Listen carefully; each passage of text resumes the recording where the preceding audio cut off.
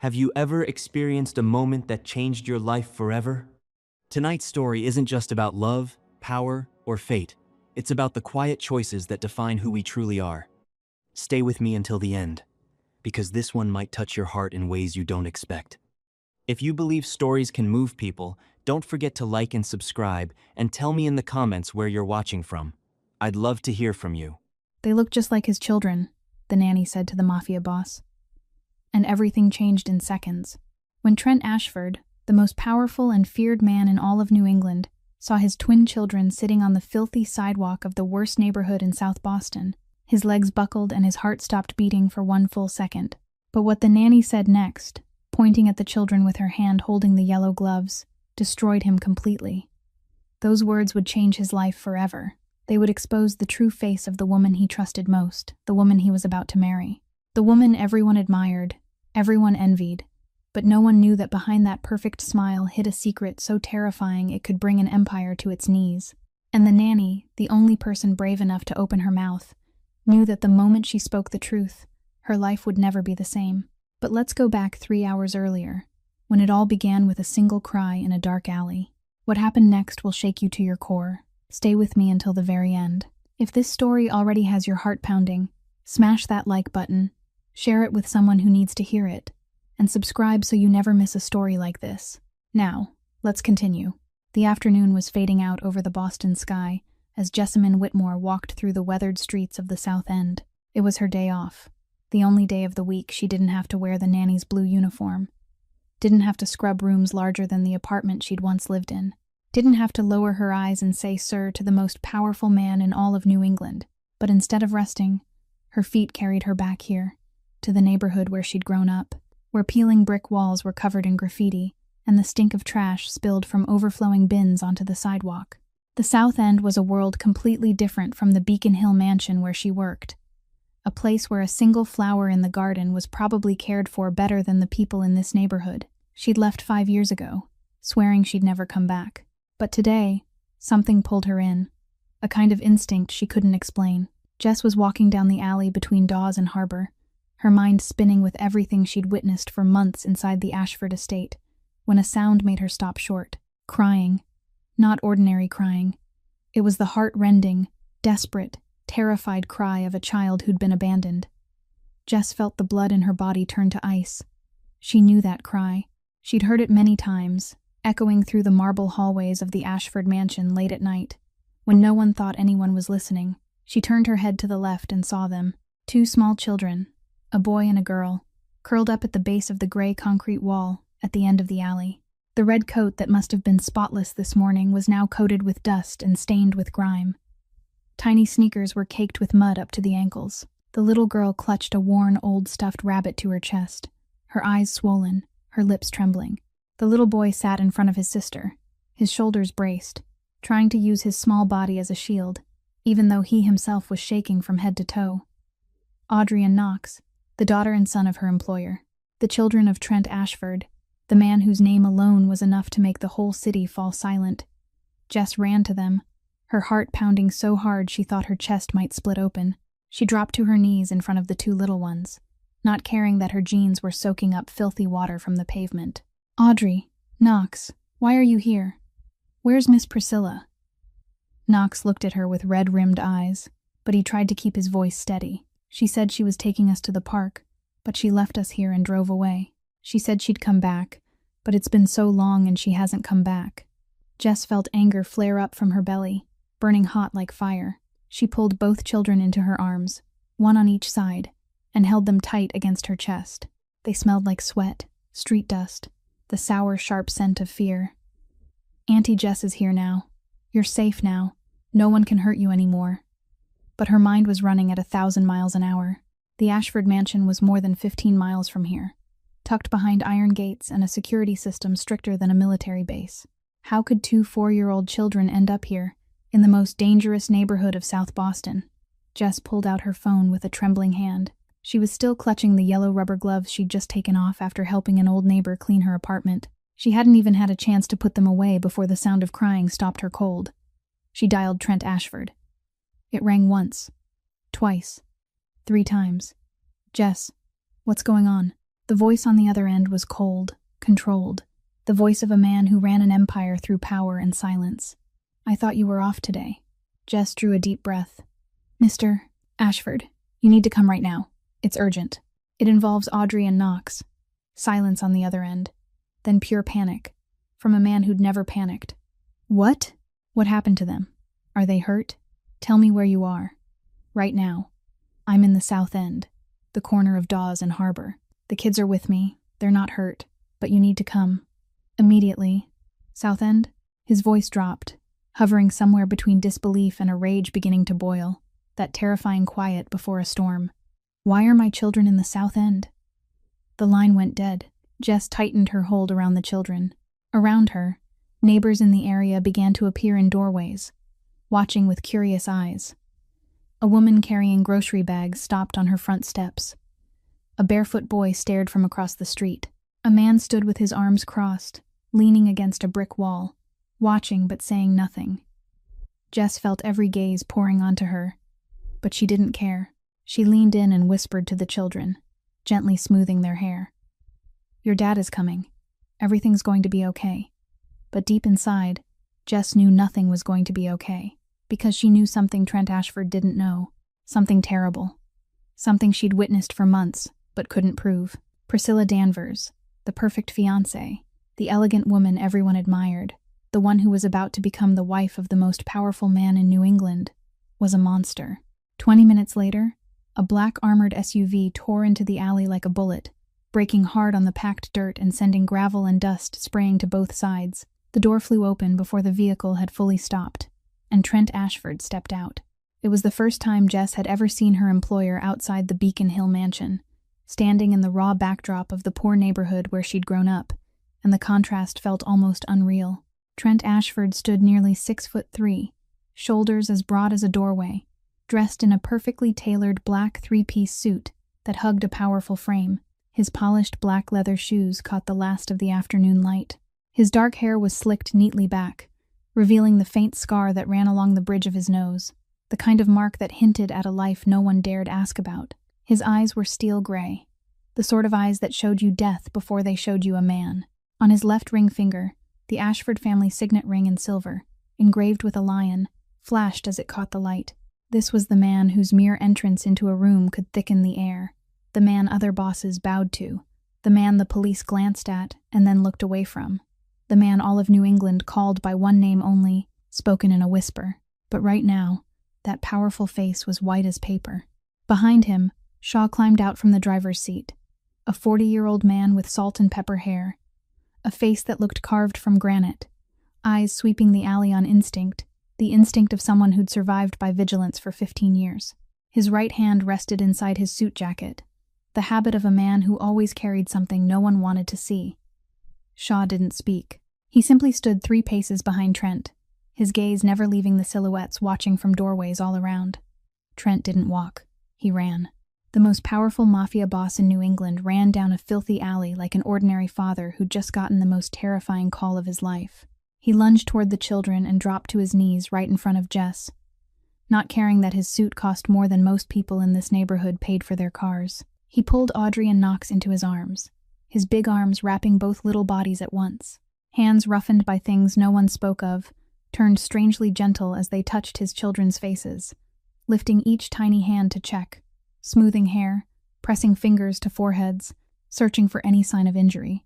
Audrey broke into louder sobs the moment she saw him, her small arms looping around his neck, the stuffed rabbit crushed between them. Knox burrowed under his father's arm, gripping the front of the suit jacket with both little fists, his body finally letting go of its rigid brace and shaking in waves. "Are you hurt? Did anyone touch you?" Trent's voice trembled, a voice Jess had never heard from this man in the 2 years she'd worked in the mansion. "Tell Daddy. Who did this?" Jess rose slowly, brushing dust from her knees. Her yellow rubber gloves, clutched in her hand, stood in stark contrast to the pristine black of his tailored suit as she gestured toward the children. She looked straight into her employer's eyes, her own blue-gray gaze steady, unafraid, even as she faced the man half the city feared. "Mr. Ashford, we need to talk. About Miss Priscilla." Trent lifted his head, his 2 children still clinging to his neck. His expression shifted from worry to confusion. What does Priscilla have to do with this? She's at home. I left the meeting an hour ago and she was taking a nap in the bedroom. Jess shook her head slowly, each word clear and firm. No, sir. She's not at home. She's the one who brought the kids here. She's the one who left them in this alley and drove away. Trent's face twisted, from confusion to disbelief, from disbelief to fury. That's impossible. What are you talking about? Priscilla loves the children. She'd never do something like that. Before Jess could answer, Knox lifted his head from his father's chest. His face was streaked with tears and ground in dust, but the dark eyes that looked exactly like his father's stared straight up, painfully serious for a 4-year-old. Daddy, Miss Priscilla said she was taking us to the park, but she drove us here, told us to sit and wait, and then she left. I'm telling the truth, Daddy. Trent looked at his son. Then he looked at Audrey. The little girl nodded again and again, her eyes still red, her lips pressed tight. The air in the alley thickened like concrete. Time stopped moving. Jess could hear her own heart beating, Trent's heavy breathing, the wind skimming through scraps of trash on the ground. Shaw stood behind them, the cold, sharp gaze narrowing to slits, his hand inside his suit jacket tightening, not because of any danger in front of them, but because he'd just heard something his instincts had suspected for a long time. And in that exact moment, when the silence grew so heavy it nearly strangled, the sound of an engine rolled in from the mouth of the alley, a sleek white luxury sedan, so spotless it looked out of place in the dusty neighborhood, eased to a stop behind the black SUV. The car door opened, and Priscilla Danvers stepped out. Priscilla Danvers was a beautiful woman, and no one could deny it. 34, yet she looked 28. Her golden blonde hair fell in glossy waves to her shoulders like a cascade of silk, her skin porcelain smooth without a single mark. Her full lips painted a perfect red even in the middle of the afternoon. She wore a fitted white silk dress, the kind that could stain with the lightest touch, yet somehow it remained pristine, untouched, in this neighborhood full of dust and grit. Gold-rimmed Gucci sunglasses covered half her face, and white heels tapped a measured rhythm on the gravel. She stepped out of the car as if she were stepping off a fashion magazine cover, utterly out of place, utterly not meant for this world, and that was exactly the image she wanted to project. Priscilla removed her sunglasses with a slow, dramatic motion, revealing blue eyes rimmed with tears. Her right hand covered her mouth, her left pressed to her chest as if someone had squeezed the air from her heart. Tears slid down her cheekbones, perfectly placed, never smudging her makeup. She hurried toward Trent and the children, nearly stumbling on her heels because the ground was uneven, and the first cry that tore from her mouth sounded like shattered glass. Oh my God, Trent, I've been looking everywhere. The kids. Who took them here? She dropped down beside Trent, reaching toward the children, her voice trembling, breaking on each word. I was taking a nap. I woke up and the kids weren't in the room. I called security. No one knew where they were. I thought they were kidnapped. I almost lost my mind. I drove around searching everywhere, calling everyone, and then I heard from the gate security that you'd gone to the south end. She sobbed, a perfect sob, timed to land right where it needed to, and then she went on. I don't understand why the kids are here. Someone must have taken them. We have to call the police right away. Jess stood a few steps away, watching the entire performance in silence. She recognized every manufactured detail other people might miss. The tears fell, but Priscilla's eyes weren't swollen or red. Her voice shook, but her breathing stayed steady, not the uneven, ragged breath of someone who'd been panicking and searching for children for hours. Her white silk dress didn't have a single wrinkle. Her hair remained perfectly waved. Her makeup was untouched. This wasn't the look of a woman who'd just lived through the nightmare of losing children. It was the look of a woman who'd had time to prepare. But Trent didn't see those things, or he didn't see them yet. Jess watched her employer's face and felt her stomach knot as the hard set of his features began to soften. Trent wanted to believe. He needed to believe, because if what Jess had said was true, then the entire world he'd built over the past 2 years, the woman he'd chosen to bring into his home to replace Margot, the woman he'd trusted with the 2 most precious things in his life, all of it was a lie, and Trent Ashford didn't want to face that possibility. Not yet. Priscilla, say it again. You don't know anything about this? Trent's voice was still rigid, but the sharp edge he'd had when he'd looked at Jess a moment ago had dulled. Priscilla shook her head over and over, tears still falling. No, I swear to you, I woke up and the children were gone. I don't know who did this, but we have to find out. Behind them, Shaw stood motionless as stone, but his eyes had narrowed into thin lines. 15 years at Trent Ashford's side had taught him how to spot a liar by the way they breathed, the way they looked, the way they placed their hands. And right now, every instinct in him was screaming that this woman was acting. But Shaw didn't speak. Not yet. He simply memorized it all. Every detail, every moment, the way he'd always done. And then Priscilla made a mistake. She reached both hands toward Audrey, her voice so sweet it was almost flawless. "Audrey, sweetheart, come to Mama Priscilla. Mama's been so worried about you." It happened in less than a second, but it changed everything. Audrey, the tiny little girl tucked into Jess's arms, saw Priscilla's hands reaching for her and reacted with pure instinct. She screamed, a sharp, piercing sound that tore the air open, and she burrowed deeper into Jess. Her small hands clamped onto Jess's shirt, as if her life depended on it. Her whole body caved inward, her face turned pale, her blue eyes, so like her late mother's, widened in terror. The stuffed rabbit was crushed between the girl's chest and Jess's stomach. Audrey didn't run to Priscilla. Audrey ran away from Priscilla. Knox reacted just as fast, clinging to his father's leg, shaking his head again and again, his face pressed into the black trouser leg of the suit. Not a single word, yet his body said everything. Jess held Audrey tighter, feeling the small frame shiver like a leaf. She looked up and met Trent's gaze, and she saw the moment everything changed inside those steel-gray eyes. The softness that had started to flicker there vanished. In its place came something colder, sharper, more dangerous. Trent Ashford had built an empire out of lies and violence. He'd sat across from hundreds of liars, men who swore loyalty and then put a knife in your back, men who cried and begged and then reached for a blade the second you turned away. He knew the smell of a lie. He knew its shape, its sound, the way it slid over the lips of someone you loved. And his 4-year-old daughter, a child who didn't know how to perform, who didn't know how to lie, a child who reacted with the most primitive instinct of a living creature in fear, had just given him an answer clearer than any evidence in the world. Trent rose slowly, lifting Knox onto one hip. He looked at Priscilla, and Priscilla, no matter how good her acting was, could feel something had shifted in the eyes of the man she thought she held in the palm of her hand. The reassuring smile she was about to form died on her lips, because the eyes staring at her now weren't the eyes of a lover, weren't the eyes of a fiancé. They were the eyes of a mafia boss, the eyes traitors saw the last time before their lives changed forever. Priscilla Danvers had just made the biggest mistake of her life, and she didn't even know it yet. Trent didn't say a single word to Priscilla in that alley. He simply carried the 2 children into the vehicle, ordered Shaw to drive back to the mansion, and told Jess to come with them. Priscilla tried to follow, her voice still sweet and soaked in tears, but Trent looked at her only once and said 2 short words, "Go home." It wasn't an invitation, it was an order, and the way he said it made Priscilla stop mid-step, the strained smile on her lips snuffing out like a candle in a gust. She got into her own car and drove off. But when Jess glanced into the rearview mirror, she saw Priscilla's eyes no longer held any tears. There was only cold calculation. 3 hours later, the Ashford mansion sank into silence. The children had been fed, bathed clean, and taken to bed on the 2nd floor.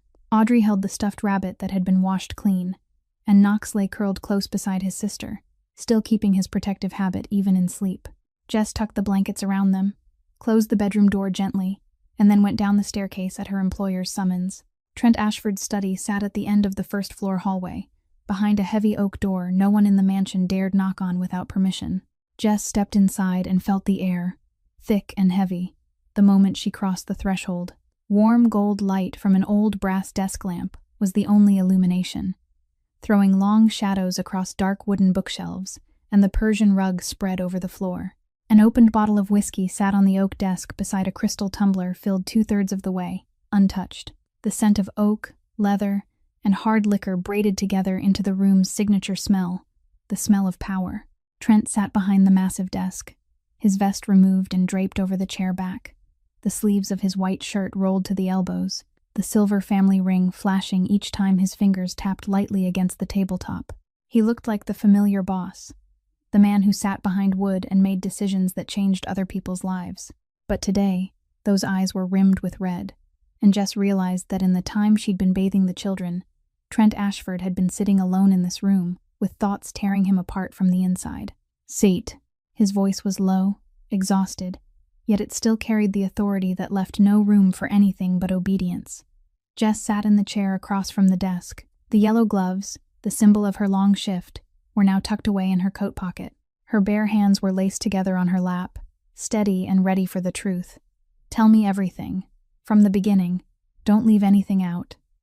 Jess drew a deep breath and began. She didn't speak with panic or outrage. She spoke evenly, clearly, with the voice of someone who'd carried these things inside for far too long and had finally been given permission to set them down. "I started noticing about 3 months after Miss Priscilla moved in. At first it was small things that could be explained. I saw a bruise on Audrey's arm. When I asked, she said the little one fell on the stairs. The next week there was another bruise, this time on her shoulder. She said Audrey tripped on the playground. Kids fall. That's normal, I told myself. But the bruises kept appearing, and the explanation was always ready, always reasonable, always offered before I even finished asking." Jess paused for a moment, looking into Trent's eyes, and then continued. "Then I started noticing things that couldn't be explained away by falling downstairs.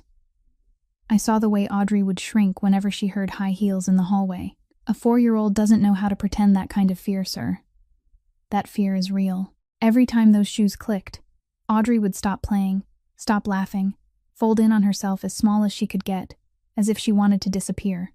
Trent didn't move. The whiskey glass in his hand didn't move either. And Knox," Jess went on, her voice trembling slightly but holding steady. "Knox is only 4, but every time Miss Priscilla walked into a room, he would automatically stand up and move in front of his sister. No one taught him to do that. A 4-year-old learned on his own how to become a shield for his little sister. You tell me what would make a child do that." Jess swallowed and delivered the last piece, and I heard her threatening them through a closed door. I didn't catch every word, but I heard that voice. It wasn't the voice of a loving stepmother you see when you're home. It was a completely different voice. Silence. Silence stretched so long Jess could hear the wall clock behind her ticking, could hear the night wind whispering outside the window, could hear the old house settling into the dark. Trent didn't cry. He didn't shout. He didn't slam a fist on the desk. He sat perfectly still, gripping the whiskey glass so hard his knuckles turned white, his eyes fixed on some invisible point in front of him.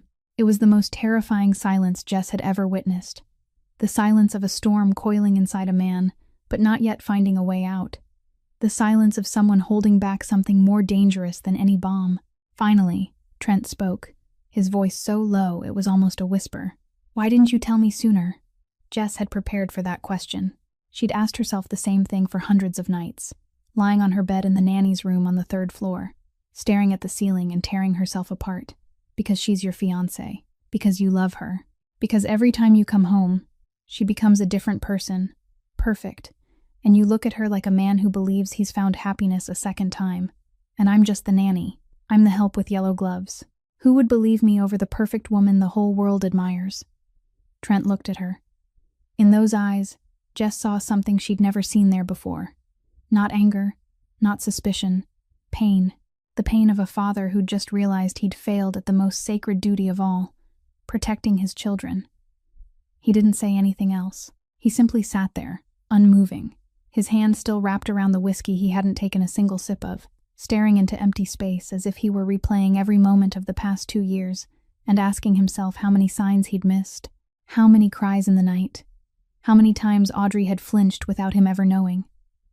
A knock at the door shattered the silence. Shaw stood in the doorway, and for the first time, the granite set of his face showed strain.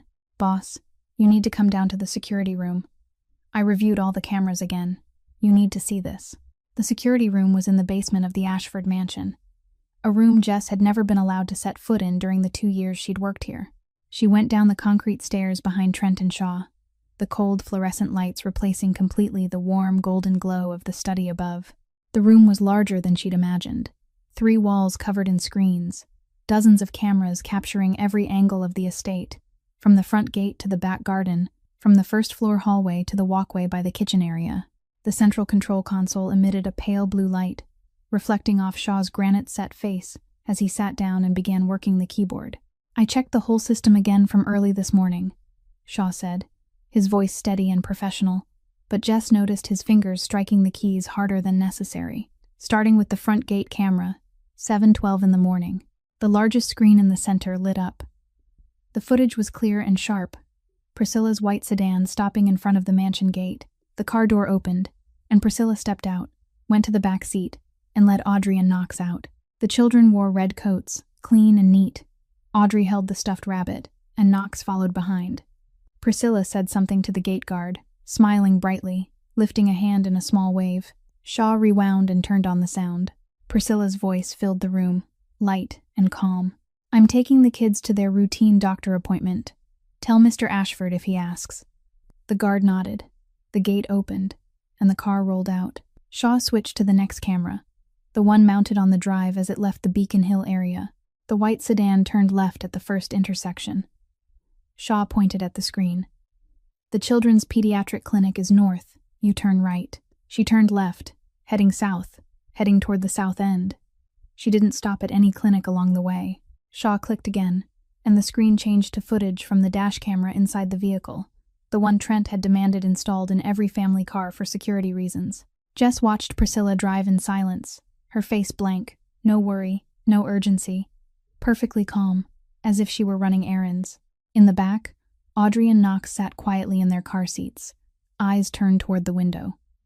23 minutes later, the car stopped. Jess recognized the alley immediately, the one where she'd found the children. Priscilla turned off the engine, stepped out, opened the rear door, and led the children out. The dash camera captured her walking Audrey and Knox to the corner by the concrete wall, setting them down, speaking a few short words that the microphone couldn't pick up clearly, then turning and walking straight back to the car. She didn't look back, not once, not a single glance. She got in, started the engine, and drove away. The screen displayed the timeline running continuously, minutes sliding by, the two children sitting motionless in the alley, slowly beginning to look around, slowly realizing no one was coming back, and then Audrey began to cry. Shaw shut the screen off. The room fell into silence, broken only by the soft hum of electronics. Jess looked at Trent. He'd stood motionless through the entire viewing, arms hanging at his sides, eyes fixed on the screen even after it had gone black.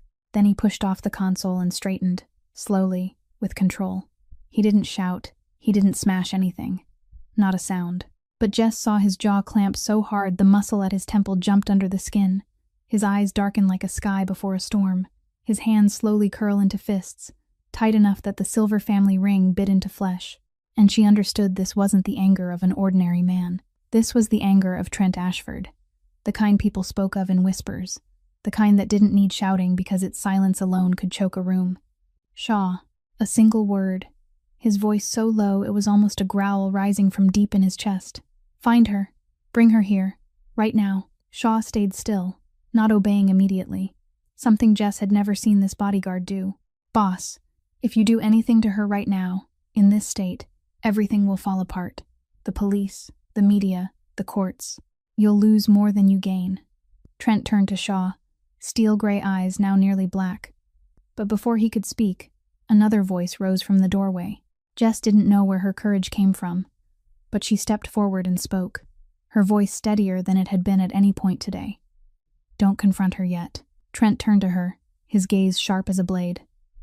Jess didn't back down. "My younger brother is a criminal defense attorney. He's good, very good. If you want Priscilla Danvers to truly pay, not for one night, not for 1 week, but for the rest of her life, then do it the right way. Let the law crush her." Silence. Trent looked at Jess, looked for a long time, and Jess could see the battle behind those eyes.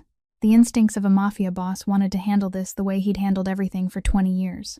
But somewhere behind the fury was the image of 2 children asleep on the second floor. 2 children who needed their father at home, not in a prison cell or on the front page of the newspaper. Finally, Trent nodded. A reluctant, heavy nod, as if every inch of motion ran straight against his nature. "Call your brother."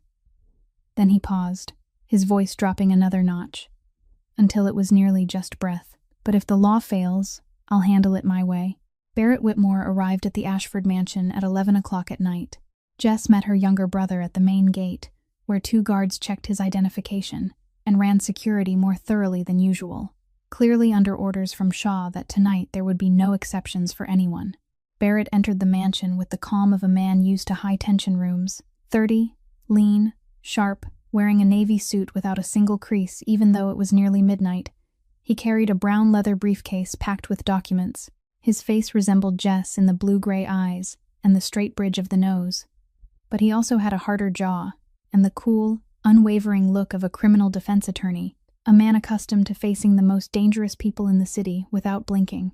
When he stepped into the study and saw Trent Ashford seated behind the oak desk, Barrett didn't act afraid, and he didn't try to impress. He simply nodded, took the chair across from him, set the briefcase on his lap, and unlatched it. Shaw stood by the door with his arms folded, eyes sweeping up and down the young lawyer with an appraisal he didn't bother to hide. Lawyer. I don't like lawyers. Barrett didn't look up, still pulling papers from the briefcase. I don't like armed bodyguards either. But today we're on the same side. Shaw raised an eyebrow, gave a soft snort, but Jess saw the corner of his mouth lift by a millimeter. That was probably the closest thing to respect Shaw ever gave an outsider. Trent didn't waste time on greetings. He slid the laptop toward Barrett. The screen still paused on the dashcam image Shaw had pulled from the security room. Watch. Then tell me what you can do with this. Barrett watched the entire video in silence, eyes fixed on the screen, occasionally rewinding a section, pausing on specific frames, jotting quick notes into a small notebook. When he finished, he closed the laptop and looked Trent straight in the eye. What I just saw is enough to charge intentional child abandonment under Massachusetts state law. She could be looking at prison time. But, Barrett lifted one finger, if we stop there, she'll hire a strong attorney, cry in front of a jury, tell a heartbreaking story about the pressure of being a stepmother, and she might walk away with a suspended sentence or probation. If we want to make sure she never walks out of prison, we need to prove this wasn't a single act, but a pattern of systematic abuse. Trent opened his mouth as if to say something, but Shaw stepped forward and cut in, his voice low and even. I've got what you need. The room turned toward the bodyguard. Shaw pulled a small USB drive from his inner pocket and set it on the desk. I've served boss for 15 years. I know when someone is hiding a knife behind their back. She hides it well. I'll give her that. But not better than me. Shaw looked at Trent. No apology in his eyes. No justification. Only the clean tone of a report. I started watching her 3 weeks ago, when my instincts began screaming that something was wrong. Not on boss's orders. I decided on my own, because my job is to protect this family, even from threats the family can't see. Trent looked at Shaw without speaking, but a short nod gave him permission to continue. Shaw opened the USB on the laptop, and a series of images appeared.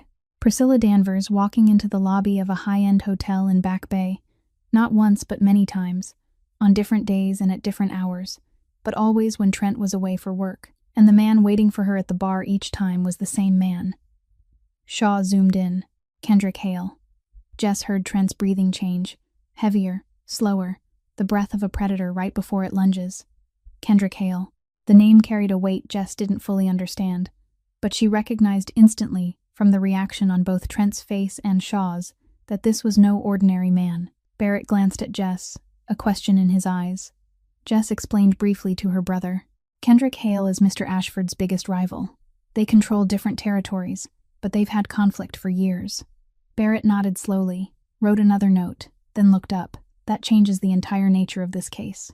If she has a relationship with your rival, this isn't just a bad stepmother situation anymore. This could be an organized scheme. And then Jess said the thing she'd been holding inside for months, the thing she'd never dared to speak because she was afraid it sounded too insane, too horrific to believe. I want to add one more thing. About Margot.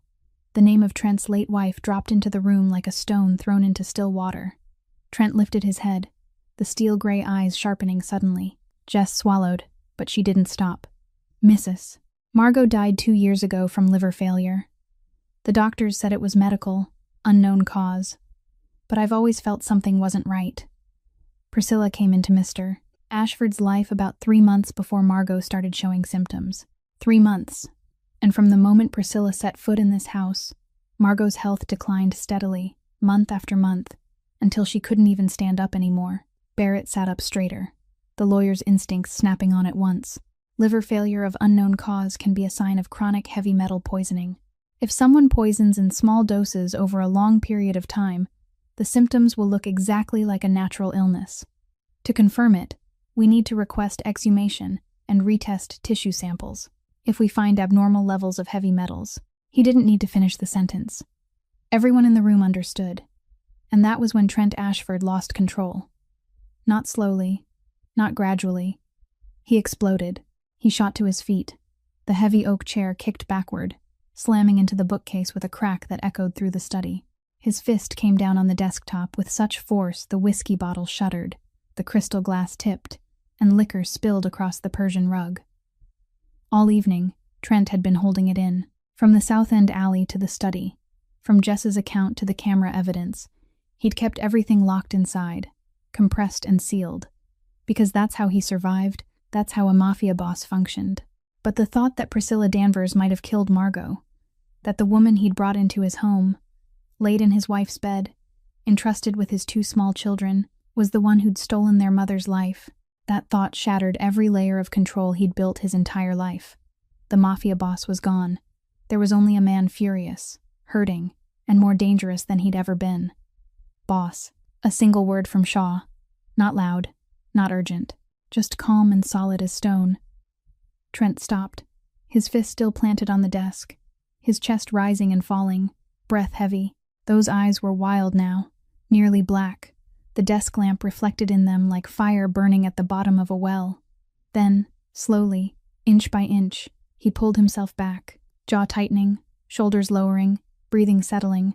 The monster inside was caged again. But everyone in the room had seen it. Everyone knew it was there, and everyone understood how thin the chain was that held it. Barrett waited until the air felt less suffocating, then spoke, his voice calm and professional. Mr. Ashford, what we have now paints a very clear picture. Priscilla Danvers approached you with an agenda from the start. She likely poisoned your wife to take her place. She's having an affair with your biggest enemy, and she abandoned your children in the most dangerous neighborhood in the city. This isn't a bad woman. This is a planned predator, and you are her prey. Trent looked at Barrett, then at Jess, then at Shaw. 3 completely different people, sitting in one room tonight for one purpose. Finally, he picked up the chair, set it back in place, and sat down. Exhume, test, find every piece of evidence you can. His voice was calm again, but beneath that calm was tempered steel, harder and sharper than any rage. I want her to pay for every second she took from Margot, for every tear my children shed, for every day she sat at my table and smiled in my face. Find me everything. Everyone thought Priscilla Danvers would run. When she was thrown out of the Ashford mansion that night, with 2 suitcases and Shaw's cold warning to never come back, everyone believed she'd get in her car, drive straight to the airport, fly to another city, and disappear like smoke. That's what any normal person would do when they realized they'd angered the most powerful mafia boss in New England. But Priscilla Danvers wasn't normal, and she didn't run. She struck back. The next morning, while Jess was feeding Audrey and Knox breakfast in the mansion kitchen, Trent's phone rang without stopping. The first call came from Priscilla's attorney, a major name in Boston's legal circles, informing him that his client had filed a complaint accusing Jessamine Whitmore of child kidnapping and conspiracy to break up a family. According to Priscilla's statement, the nanny had taken the children to the South End on her own and staged the incident to smear Priscilla out of jealousy because she wanted to take Priscilla's place beside Trent. The second call came from Shaw, outside, monitoring the situation. Boss. She contacted 2 tabloid papers and a local news station. The story they're about to run has a working headline. New England Mafia boss abuses family. Desperate fiancé speaks out. She's turning herself into the victim. The third call came from Barrett, his voice calm but grave. Jess, Priscilla's lawyer just filed for a temporary restraining order. If it's granted, you won't be allowed near the children until the case is investigated. Jess let the spoon of oatmeal drop onto the table, her hand trembling slightly. She looked at Audrey in her high chair, feet swinging, oatmeal on her mouth, the stuffed rabbit set beside the bowl. Knox sat next to her, trying to feed himself with a spoon too big for his small hand. The 2 children knew nothing about the storm about to hit. They only knew Auntie Jess was feeding them breakfast this morning, and Miss Priscilla wasn't here, and that made them feel safe. Jess's phone vibrated. A text from an unknown number. 4 words on the screen turned her blood to ice. Back off or disappear. No signature. No need for one. Jess knew exactly where it came from Kendrick Hale's world, the world on the other side of the line Priscilla had crossed. She set the phone face down on the table and closed her eyes. In that moment, memory rushed in without warning.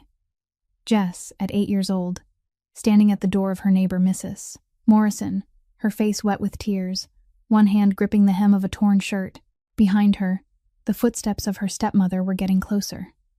Mrs. Morrison peered through the crack in the door, looked into the eyes of a child begging for help, and then closed the door. The lock turned. Footsteps walked away, and Jess stood there alone, understanding no one was coming, no one would believe her, no one would help. Jess opened her eyes. Audrey was looking at her, those blue eyes like her late mother's wide, her mouth still messy with oatmeal. "Auntie Jess, why are you sad?" Jess smiled and wiped Audrey's mouth with a paper napkin. "Auntie isn't sad, sweetheart. Auntie is just thinking." But inside, the memory of that door slamming shut back then burned away every shred of fear. Jess wasn't that helpless 8-year-old anymore, and she swore that door wouldn't slam shut in Audrey and Knox's faces. Not as long as she could still stand.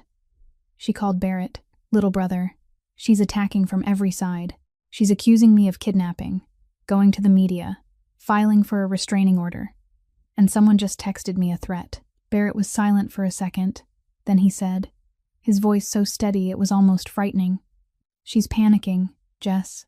All of this, the police, the media, the lawyers, the restraining order, that's not strategy. That's panic. She knows she's losing control, so she's throwing everything she can and hoping something sticks. And people who panic make mistakes. We just have to be patient." "And the threatening text? Screenshot it, save it, send it to me. That's more evidence for the file. Every move she makes right now is a noose she's tightening around her own neck." Jess ended the call, drew a deep breath, and turned back to the children. Meanwhile, in the study on the first floor, Trent Ashford was handling the situation in his own way. The way of a Mafia boss. Shaw stood in front of the desk, phone to his ear, making call after call. Trent sat behind the desk, cold and methodical, every trace of last night's fury replaced by something far more frightening: calculation. "Lock down every account she has access to tied to my assets. Credit cards, side accounts, vault access codes, all of it." "Done, boss," Shaw reported. The joint accounts were frozen as of 6 in the morning. "Good.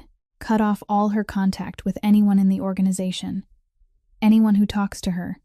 Anyone who meets her. Anyone who takes her call. I want to know. And put someone on her 24/7. I want to know where she goes, who she meets, what she eats, how she breathes, every second." Shaw nodded and turned to carry out the orders, but he stopped when he heard Trent add one more thing, his voice low and slow, each word carrying the weight of a verdict. "She wants to play war? She doesn't know what war is." 3 days passed in suffocating tension. Barrett worked without stopping to secure an order to exhume Margot's body, coordinate with the medical examiner, and prepare filings to counter every accusation Priscilla's attorney had submitted to the court. The temporary restraining order request was denied after Barrett presented the camera evidence to the judge, proving Jess wasn't a kidnapper but the person who saved the 2 children. Priscilla went suspiciously quiet after her first counterattack failed. No calls, no lawyers showing up, no more articles being published. Shaw said an enemy's silence was more dangerous than their shouting, and he was right. On the 4th night after Priscilla was thrown out of the mansion, Jess sat in the armchair in the children's bedroom on the 2nd floor. She'd slept here every night since the South End incident, not because anyone asked her to, but because she couldn't close her eyes without seeing Audrey and Knox safe. The room lay under the pale blue glow of a star-shaped nightlight on the ceiling, casting tiny points of light across the walls like a pocket sky. Audrey slept curled up on her bed, the stuffed rabbit pressed to her chest, breathing steady and peaceful. Knox slept in the bed beside hers, one arm relaxed outside the edge of the blanket, his tiny face finally unclenched in sleep after days of strain. Jess looked at them and felt something rise in her chest that was both painful and warm. The wall clock read 2:17 in the morning when the security siren tore through the stillness. It wasn't the ordinary alarm Jess had heard a few times during routine system tests. This was different, sharper, more urgent.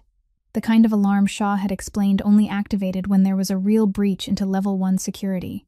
Audrey jolted awake, eyes wide with fear. Knox shot upright in bed. Jess moved instantly. Instinct faster than thought. She pulled both children into her arms, dropped into the corner of the room farthest from the window, and used her body as a shield.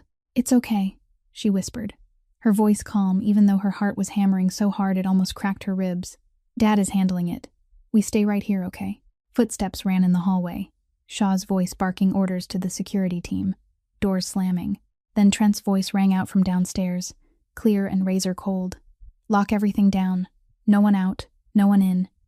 Check every floor." 15 minutes later, Shaw appeared in the children's doorway, breathing a little hard but his face still calm as stone. His eyes swept over Jess and the children, confirming they were safe. Then he spoke in short, clipped sentences. "The intruder came in through the back garden, cut the fence at a blind spot between two cameras. Professional. Knew exactly where everything was placed. Security spotted him when he hit the second-layer motion sensor." Shaw paused, jaw tightening. "He didn't enter the house. He came to the exterior wall of this wing, cut the camera line for the children's room, and planted a recording device inside the utility box outside the wall." Jess felt her stomach twist. Recording the children's room? For what? Shaw looked at her, then looked to Trent, who had appeared behind him in the doorway. To manufacture evidence. Record the kids crying, splice it with other audio, build a story that Mr. Ashford abuses his children. Bring it to court, push it to the media, destroy Boss's reputation from the inside. Trent stood in the doorway, hallway light throwing his shadow long behind him, his face lost in darkness, but Jess still saw those steel-gray eyes flash. He didn't ask who the intruder was. He didn't need to. Kendrick Hale. Priscilla. The answer was already woven into every clue that had led to tonight. Shaw confirmed it. "Our guys caught him at the far end of the garden. He had fake papers, but the tattoo on his wrist is the Hale crew symbol." Trent nodded slowly, and Jess watched the shift on his face as the final piece dropped into place. This wasn't a greedy girl gambling with fate. This was organized, planned, backed by his biggest enemy. Priscilla Danvers wasn't a pawn on the board. She was the queen of the opposing side, and every move over the past 2 years, approaching Trent, entering the home, winning trust, and possibly killing Margot, all of it had been moves in a larger game meant to bring down the Ashford empire from the inside. Trent looked at Shaw. "Triple security. Change every access code. Reinstall the cameras with a backup system. And find me every connection between Priscilla and Hale. Every meeting, every call, every dollar that moved between them. I want the full picture before the sun comes up." Shaw left at once. Trent stayed, standing in the children's doorway, silent. Audrey and Knox had fallen back asleep in Jess's arms, drained by the brief terror. Jess remained in the corner, her back against the wall, both arms around both children, eyes open, fixed on the door. Not shaking, not afraid. Only a quiet resolve poured from her blue-gray eyes in the dim starlight. Trent watched her. For a long time, the young woman sitting on the cold floor in the middle of the night, holding his children, guarding them like a wolf mother over her cubs, not a nanny, not hired help, a protector. Jess knew he was there. She didn't turn her head.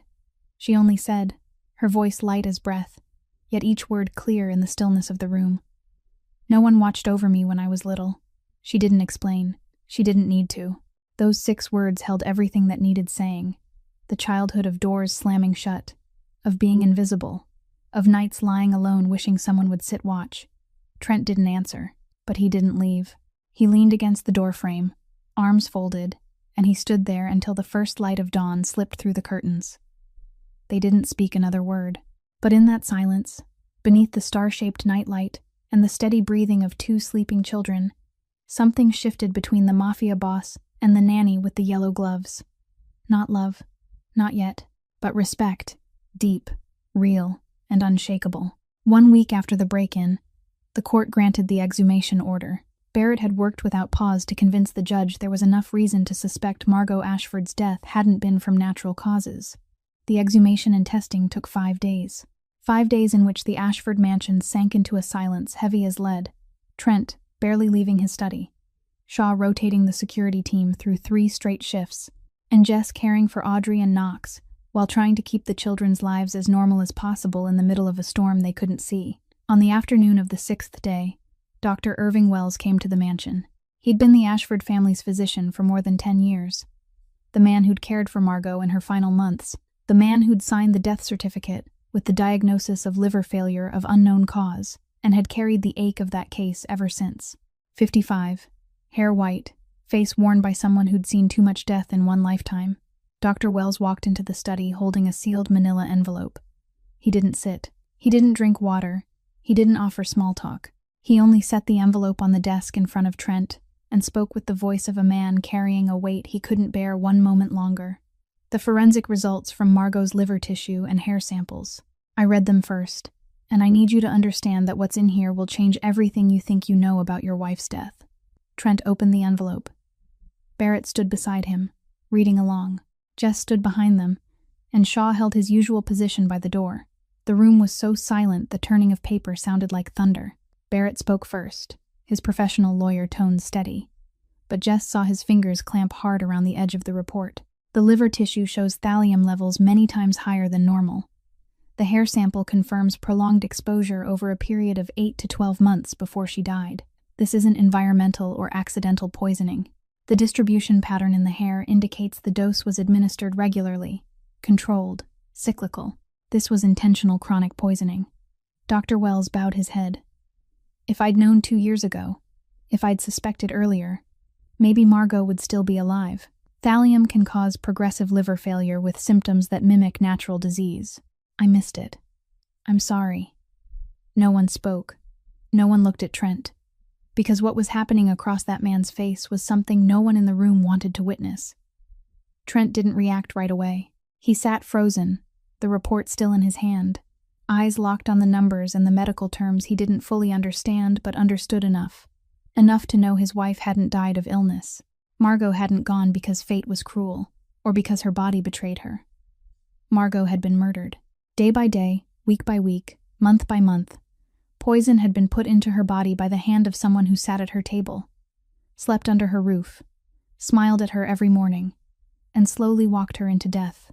And when Margot fell, when the earth covered the coffin, the killer stepped straight into her bed, took her place, and held 2 motherless children with hands that still carried poison. The paper slipped from Trent's fingers. He sank into the chair slowly, not sitting so much as collapsing, his body losing the strength it always seemed to hold. His broad shoulders folded inward, his head bowed. And then Jess saw something she never thought she'd see on the face of the most powerful mafia boss in New England. Tears.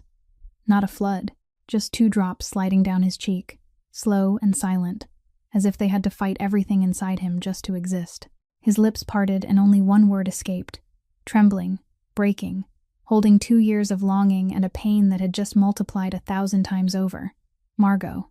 Shaw turned his face toward the window. The granite man, the one who hadn't flinched at any danger in 15 years, quietly looked away because he couldn't bear it, because Shaw had known Margot too. He'd driven her to the hospital in those final months. He'd stood outside the room guarding when she lay half-conscious. He'd carried her coffin that day. And now he knew it had all been a lie. Jess stood still, tears running down her own cheeks without her bothering to wipe them away. Dr. Wells left the room in silence, carrying the crushing guilt of a physician who'd missed something unforgivable. Barrett waited for that moment to pass, then spoke, gentle but clear. Mr. Ashford, what we have now is enough. The dashcam evidence of child abandonment, the messages between Priscilla and Kendrick Hale, the exhumation test results, the online chemical purchase logs Shaw's private investigators just pulled from her personal computer. It all connects into a complete picture, enough for a first-degree murder charge. And then Trent lifted his head. The tears were gone. Those eyes no longer held pain. They were terrifyingly empty, the emptiness of someone who'd crossed the threshold of grief and arrived at a place where nothing existed except a single purpose. He rose, his voice cold as steel dipped in ice water. I don't need a court. I know a faster way to handle this. Jess stepped forward. She knew this moment would come. The moment the monster inside Trent Ashford no longer wanted to stay caged. And she knew that if she didn't say the right words, at the right time, everything would fall apart. If you do that, you'll go to prison, and Audrey and Knox will lose the only father they have left. They've already lost their mother. Do you want them to lose their father too? They need you.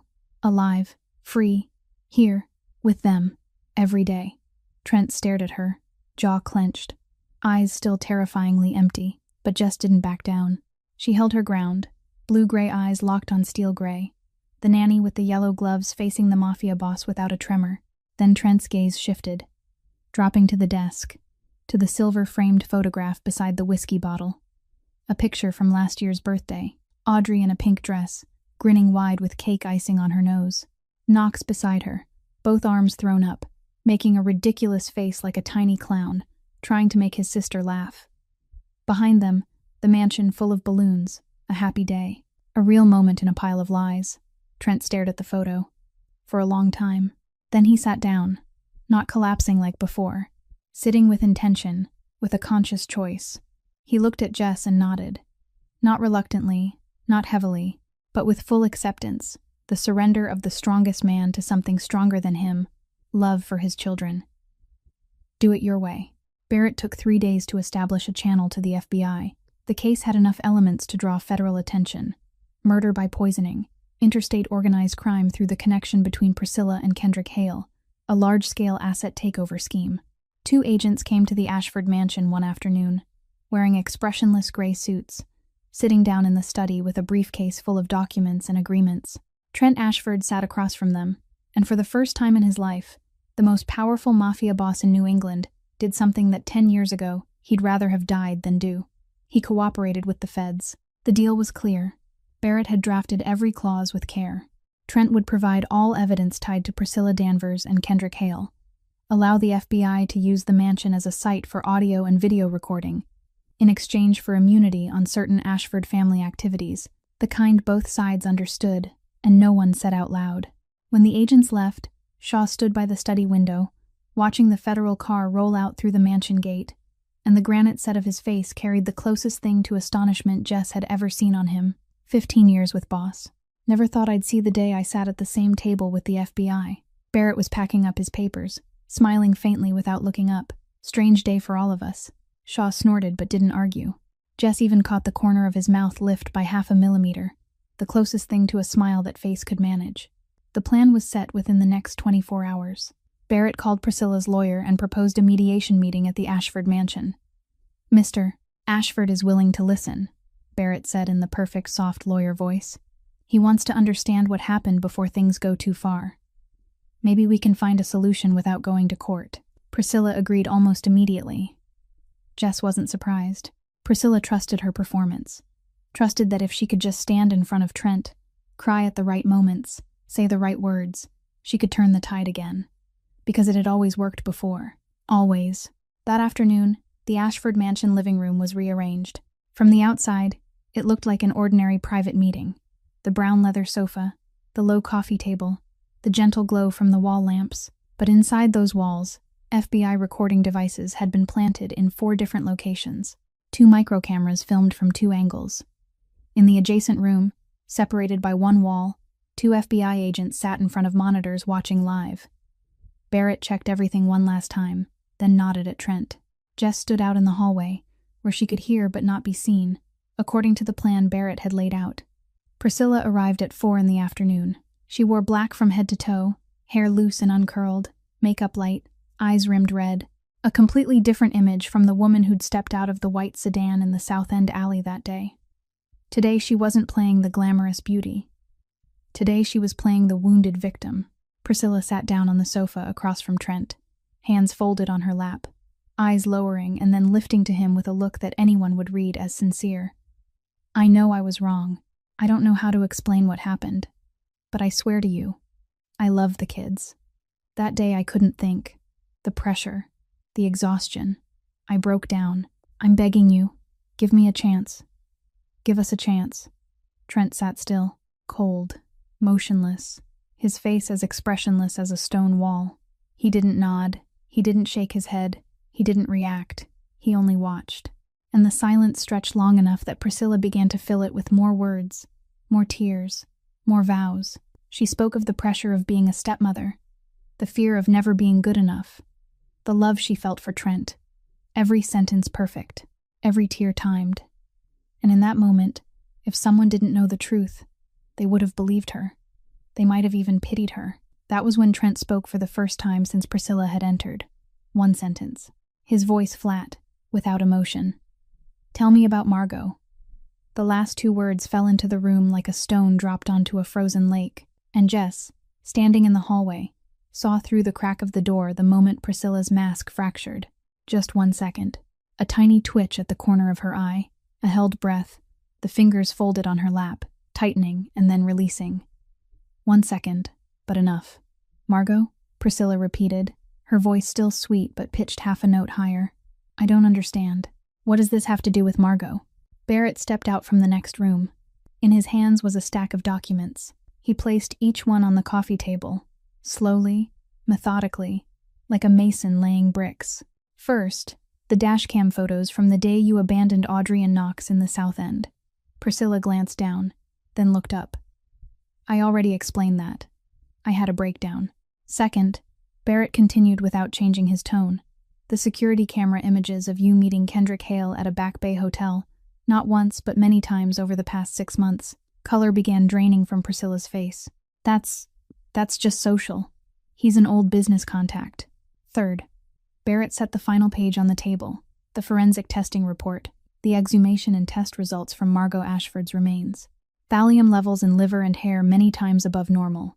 Evidence of chronic poisoning over 8 to 12 months, matching exactly the time frame when you began appearing in this house.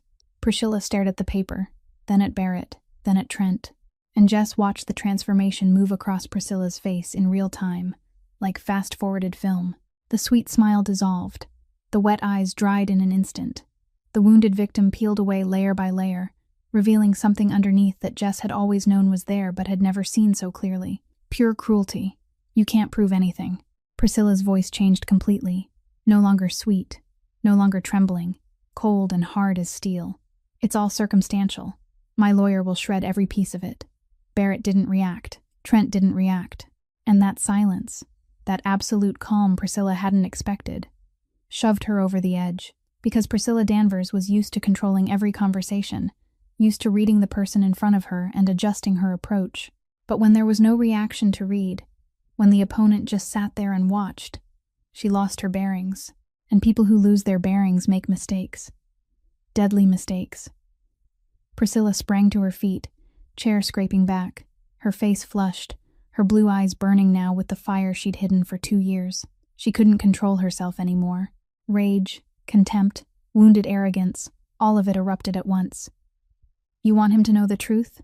Then here's the truth." She deserved to die. Margot was weak. Margot was pathetic. She sat in this house, with everything any woman could ever dream of, and she wasted it all. She didn't deserve you. She didn't deserve this house. She didn't deserve anything you have. Priscilla's voice filled the Ashford Mansion living room. It rang into 4 microphones recording. It rang into 2 cameras filming. It carried through the wall to 2 FBI agents sitting motionless, mouths parted in disbelief. And it rang into the ears of Trent Ashford, who had sat still from the first moment to the last, his face unchanged, but his hand on his thigh clenched so tight the silver family ring almost cut into flesh. Silence. Then the door to the side room opened. 2 FBI agents stepped in, one holding a badge, the other holding handcuffs. "Priscilla Danvers, you're under arrest on suspicion of first-degree murder of Margot Ashford, intentional child abandonment, and organized criminal sabotage. You have the right to remain silent. Anything you say can and will be used against you in a court of law." The metal click of handcuffs locking around Priscilla's wrists snapped through the living room, sharp and final, the last sound of every lie. Priscilla looked at Trent. Trent looked back, and in those eyes, Priscilla saw no anger, no pain, only the emptiness of a man who'd stared straight at the devil and had nothing left to fear. Then Trent stood, buttoned his vest, and walked away. He didn't look back. 3 months later, the trial opened on a Monday morning in early October, when the leaves along Boston's streets had turned red and gold. The United States District Court for the District of Massachusetts hadn't seen a case draw this kind of attention in more than 10 years. The courtroom was packed, every bench filled before the doors even opened. Reporters from every major outlet crowded the press section. Cameras lined up in the hallway because they weren't allowed inside. Live television rigs sat in 2 corners of the room, lenses trained on the defendant's table where Priscilla Danvers sat beside her defense attorney. She was still beautiful. Even after 3 months in pretrial detention, Her blonde hair was brushed smooth, her skin still pale and flawless, her posture still straight. She wore a simple light gray outfit chosen by her lawyer, tasteful enough to win sympathy, modest enough not to offend the jury. But one thing had changed completely. Her eyes, those blue eyes that once knew how to summon tears on cue, knew how to sparkle when she needed to persuade, were ice cold now. Priscilla wasn't acting anymore. Maybe she knew it was too late to act. Or maybe 3 months in, a cell had stripped every mask away until only what lay beneath remained. Whatever the reason, the woman in court today was the real Priscilla Danvers. No makeup, no tears, no script, and she was far more frightening than the fake version. The federal prosecutor opened by laying out the full picture, a plan that had lasted for years, beginning with deliberate access, poisoning the legal wife, taking her place in the family, collaborating with a rival criminal organization, and finally abandoning 2 4-year-old children in the most dangerous neighborhood in the city. The evidence was presented in chronological order, each piece locking into the previous one until the picture became undeniable. Video from the Ashford Mansion cameras played on the large screen, Priscilla leading the children to the car at 7 in the morning, telling the gate guard they were going to the doctor. Dashcam footage played next, the white sedan driving straight to the south end, stopping in the alley, Priscilla leading Audrey and Knox out, setting them down by the wall, then turning and walking away without looking back. The courtroom went so quiet when the video ended it felt as if air itself had stopped. A female juror in the front row lifted a hand to her mouth. Next came the forensic results from the exhumation of Margot Ashford. Dr. Wells took the witness stand, his voice heavy as he explained that Margot's liver tissue and hair samples contained unusually high thallium levels, consistent with chronic poisoning over 8 to 12 months. He confirmed Margot's liver failure symptoms were fully consistent with thallium toxicity, and that he hadn't recognized it during treatment because thallium is extremely difficult to detect in routine testing. Then came the messages. Hundreds of texts between Priscilla and Kendrick Hale were displayed. Conversations about money, about plans, about the future after the Ashford empire fell. There was no mention of love, no concern for the children, only numbers, cold calculations, and one line from Priscilla to Kendrick that the prosecutor read aloud to the court. Just be patient a little longer. When everything belongs to me, it will belong to us. The online chemical purchase logs from Priscilla's personal computer were presented next. Search and order history for thallium sulfate from an industrial chemical supplier, under an alias, but shipped to an address Shaw had confirmed was Priscilla's private apartment before she moved into the mansion. Shaw took the witness stand afterward, the granite set of his face without a flicker of expression, his tone as even as a weather report, but every detail he provided was a blade cutting into the defense attorney's line. The results of monitoring Priscilla for weeks, images of her meeting Kendrick Hale at the hotel, notes on time and location, confirmation of the Hale symbol tattoo on the intruder's wrist the night the mansion was breached. Then it was Jess's turn. When the name Jessamine Whitmore was called, the courtroom went so still you could hear a reporter's pen touch paper. Jess rose from the witness benches, walked to the stand, placed her hand on the Bible, and swore the oath. She wore a simple white blouse and black slacks, dark brown hair tied neatly back, no makeup. Her hands on the edge of the stand were steady, not trembling. She looked straight at the jury and began to speak. I worked as the Ashford family's nanny for 2 years. My job was to care for Audrey and Knox, make sure they ate on time, slept on schedule, were loved and safe. And in those 2 years, I saw things no one else saw. Her voice was clear, calm, not exaggerated, not theatrical. I saw fear in their eyes every time she walked into a room. Not ordinary childhood fear. The kind of fear that makes a 4-year-old stop breathing, stop moving, fold in as small as they can, and pray to become invisible. I watched a 4-year-old boy teach himself to step in front of his sister every time he heard high heels in the hallway. No one taught him that. He understood on his own that he had to become a shield. 4 years old. No child in this world should have to learn that lesson at 4. Jess paused, drew a breath, then continued. Someone asked me why I risked everything for 2 children who weren't mine. Why I didn't stay silent, pretend I didn't see, take my paycheck and leave to find another job. The answer is simple. Because when I was little, I was the invisible child. I know what it feels like to stand in front of a door that slams shut and understand no one is coming. I know what it feels like to look around and see only adults turning their faces away. I looked into Audrey's eyes and I saw myself, the child who once believed no one in this world cared, That I wasn't worth protecting. Jess's voice trembled slightly, but it didn't break. She looked straight at the jury, one person at a time, and I decided Audrey and Knox weren't going to grow up with that memory. That when they looked back on their childhood, they'd remember someone stood up, someone believed them, someone didn't look away. The courtroom went quiet, not an empty quiet, the quiet of hundreds of people feeling something together, pain and hope braided into one. The female juror in the front row was crying.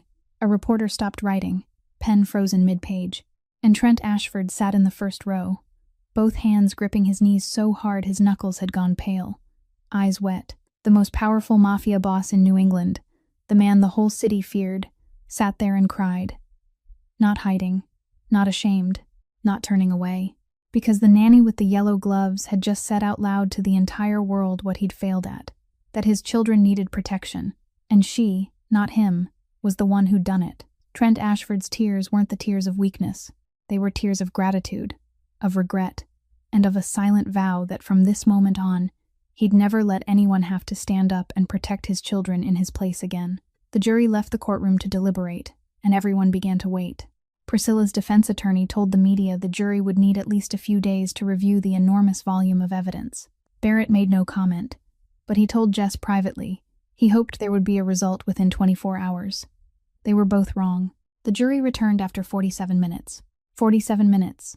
The fastest in the history of the United States District Court for the District of Massachusetts in more than 20 years. When the judge announced the jury had reached a verdict, a ripple moved through the courtroom like electricity. Reporters sat up straight, pens ready. Priscilla's defense lawyer went pale, because anyone with experience knew a quick return from a jury meant only one thing. Priscilla stood when the judge ordered her to. Her back was still straight, her chin still lifted. But Jess sat close enough to see Priscilla's fingers gripping the edge of the table, knuckles white. The foreperson rose, a middle-aged man with salt and pepper hair, wearing glasses, holding a sheet of paper. He cleared his throat, and the courtroom dropped into complete silence. On the charge of first-degree murder of Margot Ashford by chronic poisoning, the jury finds the defendant guilty. On the charge of intentional child abandonment endangering life, the jury finds the defendant guilty. On the charge of child abuse, the jury finds the defendant guilty. On the charge of organized sabotage conspiracy linked to an interstate criminal organization, the jury finds the defendant guilty. 4 times the word guilty echoed in the room, 4 hammer blows landing, 4 doors slamming shut in Priscilla Danvers's face. The judge banged the gavel for order as the noise rose, then pronounced sentence. Given the severity and the planned nature of these crimes, the court sentences the defendant, Priscilla Danvers, to life in prison without parole. And then Jess saw what happened on Priscilla's face. First came the color. Blood drained from her in an instant, skin white as paper, lips turning pale. Then came the sound. A scream ripped up from deep in her throat, not crying, not pleading, but the scream of a trapped animal, full of fury and terror. She turned to her lawyer, turned to the judge, turned to the jury, searching for any face that could give her hope. She found none. And then silence. Priscilla Danvers stood motionless, arms hanging at her sides, mouth slightly open, eyes empty. For the first time in her life, the manipulator, the controller, the one who always held every string, experienced what she'd inflicted on others for years. Total powerlessness. There were no words she could say that would change the outcome, no tears she could shed that would move anyone, no smile she could offer that could buy freedom. She simply stood there, and for the first time, Priscilla Danvers looked exactly like what she truly was. Small, hollow, and completely alone. In a separate trial held the same day, Kendrick Hale was sentenced to 25 years in prison for aiding and abetting murder, organized sabotage conspiracy, and unlawful entry. The empire he and Priscilla dreamed of building on the ashes of the Ashford family collapsed before the first brick was ever laid.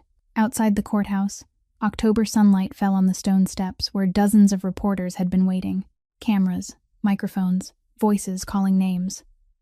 When Jess stepped out of the front doors, everything turned toward her. Questions surged from every direction. Miss Whitmore, how do you feel? Do you have a message? What do you think of the sentence? Jess paused on the steps, sunlight on her face, her blue-gray eyes calm. She hadn't prepared a speech. She didn't have a long answer ready. She said only one sentence, her voice loud enough for every microphone to catch, steady enough not to tremble. Every child deserves to be protected. Then she walked down the steps, through the crowd of reporters, without looking back. Barrett walked beside her, one hand resting lightly at his sister's back, guiding her toward the waiting car. In the parking lot behind the courthouse, away from the lenses and the noise, the black armored SUV sat quietly under the shadow of a maple tree. Shaw was in the driver's seat, eyes scanning the surroundings by habit, but his shoulders had lowered, for the first time in months.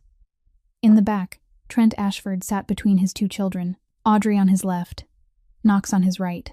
He held them both, his face pressed into their hair, breathing in the scent of children's shampoo and the candy smell Shaw had secretly bought for them while they waited.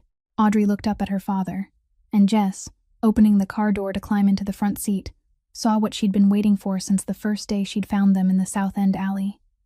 Audrey smiled, not the small, careful smile she'd sometimes forced to keep adults calm. A real smile, the kind that lit up her entire small face. The smile of a 4-year-old child finally allowed to feel safe. The first smile like that in a very, very long time. Knox held his father's hand, small fingers gripping the larger ones, and he said in the gentle, certain voice of a boy who'd carried too much for his age, but was finally able to set the weight down. "Let's go home, Dad." Trent held him tighter, eyes closing, breathing deep and slow. Shaw started the engine, and the black SUV rolled out of the lot, merging into Boston's afternoon traffic. Behind the tinted glass, the most powerful mafia boss in New England sat between his two children, and for the first time in years, his face looked peaceful. 6 months after the trial, the Ashford mansion became a different kind of home, not because any walls were repainted or any furniture replaced, but because of the sound. Before, this place had been as quiet as a museum, every footstep echoing on marble like a reminder that power lived here, not children. Now laughter ran through the hallways, tiny feet thumped up and down the stairs. Loud arguments broke out about who got to pick the cartoon first. Life. Audrey changed day by day, slowly but surely, like a flower moved from shade into sun. She began to laugh more, not the small, careful smile from before, but bright laughter that filled a room when Knox made ridiculous faces, or when Shaw accidentally stepped on a toy and stumbled in a way a man almost 2 meters tall and weighing more than 100 kilograms had no business stumbling. One afternoon, Jess took the children to a park near Beacon Hill and witnessed a moment that made her turn her face away to hide her tears. Audrey was on the swing, the stuffed rabbit, as always, resting in her lap. A little girl about the same age ran up and asked if Audrey wanted to play. Audrey looked down at the rabbit, then at the girl, then at Jess. Jess gave a small nod, and Audrey set the stuffed rabbit down on the stone bench beside Jess, then ran after her new friend. For the first time, she chose to let go of the rabbit, the shield she'd held tight for months like the only thing that could make her feel safe. Jess picked the rabbit up, set it on her own lap, and sat watching Audrey chase a stranger through the park, laughter ringing out. Knox was different too. He stopped bracing his shoulders every time an adult walked into a room. He stopped automatically moving in front of his sister. He stopped scanning with eyes too old for his face. Instead, he ran, climbed, got dirty, fought his sister over toys and then shared them, spilled juice on the floor and laughed out loud when Shaw stared at the puddle like he'd just witnessed a war crime. Knox was a normal 4-year-old child, for the first time in his life. And that was the greatest miracle of all. But the biggest change might have belonged to Trent. The mafia boss cut back on work, something Shaw said had never happened in 15 years. Late-night meetings in the study grew rare. Cold, steel-edged phone calls became shorter. Instead, Trent Ashford, the man all of New England feared, spent Sunday mornings in the mansion kitchen learning how to make pancakes. The first time, the batter burned black. The smoke alarm screamed. Shaw charged into the kitchen with a fire extinguisher and froze when he saw Boss waving a dish towel at the smoke, while the two little ones sat in their high chairs laughing so hard they could barely breathe. The second time, the batter didn't burn, but it stuck to the pan in a gluey mess that Knox called the pancake monster, and Audrey refused to eat because it looked too funny. The third time, Trent did it. Not perfect, a little misshapen, a little too brown at the edges, but real pancakes. Audrey finished her portion and asked for more. Knox said Dad's were better than Auntie Jess's, and Jess pretended to be offended, and the whole kitchen erupted in laughter. At night, Trent read to the children before bed. The rough, low voice that used to deliver orders now moved slowly through stories of princesses and knights, of talking dragons and castles in the clouds. He sat between the two small beds, Audrey on his left, Knox on his right, the book open on his lap, reading until both sets of eyes closed. One night, Jess passed the children's room on her way to her own and stopped when she saw Shaw standing outside the door. The bodyguard leaned back against the wall, arms folded, head tilted slightly toward the door left cracked open. Inside, Trent's voice was telling the part where the princess rode a dragon over the sea, and on Shaw's granite face, for the first time, Jess saw a real smile. Small, almost impossible to catch, but there. Shaw noticed Jess watching, gave a short nod, then returned to his stern guard posture as if the smile had never existed. Trent and Jess founded the Silent Voices Foundation 2 months after the trial. Trent poured in money and used the influence he had, both in the legal world and the world no one said out loud, to build a 3-story child protection center in downtown Boston. It was the most beautiful contradiction Jess had ever witnessed. The underworld king using money and power to create the safest place in the city for children no one protected. Barrett handled all legal work. Shaw quietly ensured security, and Jess ran day-to-day operations. One late spring afternoon, Trent took the children to the cemetery. Jess went too, but she stayed a few steps back, giving the family space. Margot Ashford's grave lay beneath a broad oak, a white marble headstone carved with her name and 2 lines Trent had chosen after the trial. Beloved wife, eternal mother. Trent set a bouquet of white flowers on the grave. Knox knelt beside it, small fingers touching the cold stone.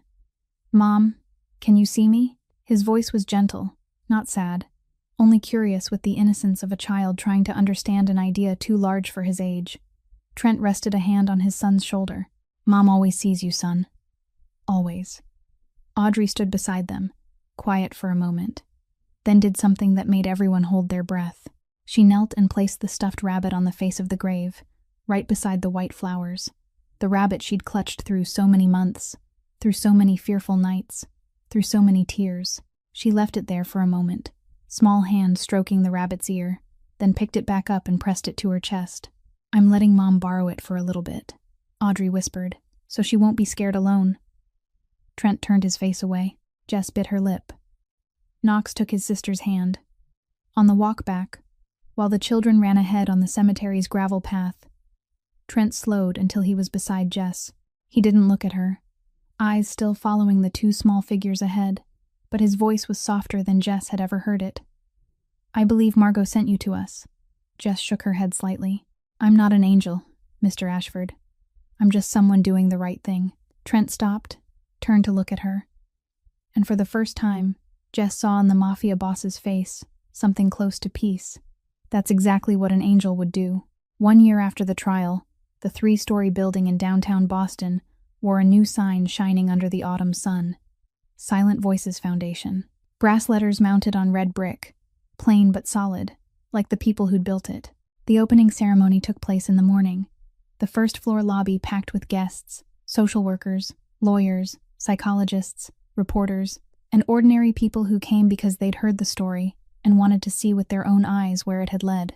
Trent stood near the back in his familiar black suit, Shaw beside him, Audrey and Knox seated in the front row with Barrett. Jess stepped up to the podium, not in a nanny uniform, not wearing yellow gloves. She wore a simple white blouse and black pants, dark brown hair tied back neatly, blue-gray eyes calm but bright as she looked out at the crowd. She didn't hold notes. She didn't need them. These words had lived inside her for a long time, waiting to be spoken. This foundation wasn't built with bricks and mortar. It was built with the cries of children no one heard, with the fear of mothers who didn't know where to run, with the silence of people who saw and looked away. This foundation exists for children without a voice, for those too afraid to speak, for those who think no one will believe them. Jess paused and looked straight into the crowd. We believe you, we hear you, and we will fight for you. Applause broke out, not polite ceremonial applause, but the kind that burst from the chest of people who'd just been touched by something real. Knox clapped the loudest, standing on his chair, and Audrey tugged his hand to sit down, but she was laughing too. After the ceremony, when the crowd began to disperse and the cleanup team was busy stacking chairs, Jess stood in the first-floor lobby talking with Barrett about next month's operations plan. She was mid-sentence when she noticed someone standing a few steps away, hesitating, afraid to come closer. A young woman, maybe 23 or 24, wearing an oversized, worn coat, hair tied up in a hurry, eyes shadowed from lack of sleep. Beside her was a little girl about 5, gripping the hem of her mother's coat, big eyes scanning the room with curiosity and fear mixed together. The woman looked at Jess, opened her mouth and closed it, then opened it again, as if she were fighting herself to say the first words. I don't know where to start. I heard about the foundation on the news and I thought, I don't know if we qualify, but we need. She didn't finish. She didn't have to. Jess saw everything in those eyes. Exhaustion, fear, and the tiny trembling spark of hope like a candle in the wind, the kind of hope one wrong word could snuff out. Jess stepped forward and gently took the woman's hand. You came to the right place, and you just did the bravest thing anyone can do. You asked for help. The woman broke down crying. The little girl looked up, confused, and Jess knelt to her eye level and smiled. Hi there, do you like orange juice? The little girl nodded. Jess took the child's hand with one hand, kept holding the mother's with the other, and led them inside. 5 years passed. The Silent Voices Foundation grew from a single 3-story building into a support network stretching across New England. More than 500 families received help. More than 200 children were removed from dangerous situations and protected. Audrey and Knox were 9 now, growing so fast Jess swore they got a few centimeters taller every week. After school, they often came to the foundation, doing homework in Jess's office, playing with other kids in the common area, sometimes helping hand out donated toys, with an intensity only children have when they believe they're doing the most important work in the world. Knox declared he was going to grow up and become a lawyer like Uncle Barrett. He'd started reading books about the law even though he didn't understand half of it, and he regularly argued with Shaw about children's rights, with logic that made the bodyguard lift an eyebrow and mutter that this kid was more troublesome than a real lawyer. Audrey wanted to help children like Auntie Jess. She made handmade welcome cards for every new family that came to the foundation, drawing flowers and smiley faces and writing in messy letters that you are safe now, along with her signature and a stuffed rabbit footprint she invented herself. Late one night, the Ashford mansion was quiet. The children were asleep upstairs. Audrey in her own room she decorated with drawings and string lights. Knox in the room next door filled with books and model airplanes. The stuffed rabbit sat on Audrey's bookshelf, no longer clutched every night, but still there, like an old friend who'd finished its duty, yet would never be forgotten. Trent and Jess sat out on the porch, 2 wooden chairs side by side, looking up at the Boston night sky. Not many stars because of the city's lights, but enough to glitter against the dark. No alcohol, no work, only night and stillness. Trent spoke, his low voice gentle in the dark. I still ask myself one question. Why did you do all of this? You could have left on the first day. You could have pretended you didn't see anything, taken your pay, found another job, lived a normal life. Why did you stay? Jess looked up at the sky, silent for a moment. Then she said, softly, but each word clear. Because when I was little, I wished someone would be brave for me. I wished someone would knock and not walk away. I wished someone would look into my eyes and tell me I wasn't invisible. No one did that for me. And I decided Audrey and Knox weren't going to grow up with that wish. Trent looked at her, looked for a long time, then spoke in a voice Jess had never heard him use. Not the boss's voice, not a father's voice, but the voice of a human being who'd been saved. You're the bravest person I've ever known, and I'm proud to call you family. Jess smiled, a small smile, but warmer than any fire. Family. I like that word. Upstairs, Audrey and Knox slept peacefully in their own rooms. No nightmares. No crying in the night, no small hands gripping blankets in fear, only the ordinary dreams of childhood, of superheroes who can fly, of adventures on mysterious islands, of talking dragons and castles in the clouds, dreams every child in this world deserves to dream. In a federal prison hundreds of miles from Boston, Priscilla Danvers sat in a cramped cell, fluorescent light flickering overhead. No blonde waves, no white silk dress, no Gucci glasses, only an orange jumpsuit, 4 concrete walls, and endless solitude. She stared up at the ceiling, eyes cold, bitter, powerless. The manipulator, the controller, the woman who'd calculated every move of her life, now sat in a place where every move was meaningless, never able to hurt anyone again. Never. And in the Ashford mansion, under a star-glittered night sky. Two people who'd fought darkness and won sat together in peace. The Mafia boss had learned that real strength isn't in fists or empires, but in arms that can hold a child, in a heart that can open, in the humility to say I was wrong, and the courage to change. The nanny had proven that the most ordinary person can do the most extraordinary thing, as long as they don't look away when they see someone who needs help, because sometimes justice isn't only a sentence or a punishment. Justice is healing. It's protecting the innocent. It's having the courage to do what's right, even when the whole world tells you to stay silent. The story of Jessamine Whitmore, the nanny with the yellow gloves, is the story of someone who refused to be silent, who fought for two children who couldn't fight for themselves, who proved that good can defeat evil if we're willing to stand up. And it's also a story for you, for me, for all of us. Because in real life, all around us, there are always children who need to be heard, people who need to be believed, voices waiting to rise. The only question is whether we're willing to be the one who stands up. If this story touched your heart, if you felt moved, grateful, or thoughtful, please hit like, share this video with the people you love, and subscribe to our channel so we can listen to more meaningful stories together every day. We'd really love to know how you feel about this story. What did it bring up for you? Did it make you think of someone in real life? Please share in the comments below.